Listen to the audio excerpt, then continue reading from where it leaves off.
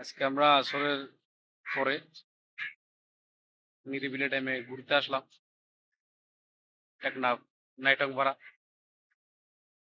এটা কি ব্রিজ বলে এটাকে? হ্যাঁ, এসকাহালের ব্রিজ বলে এটাকে। তো পাশাপাশি আসলে ওয়েদারে খুব সুন্দর।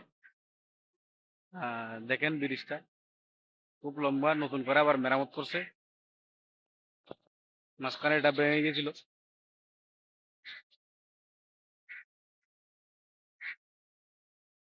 দেখতে হবে এইভাবে দেন।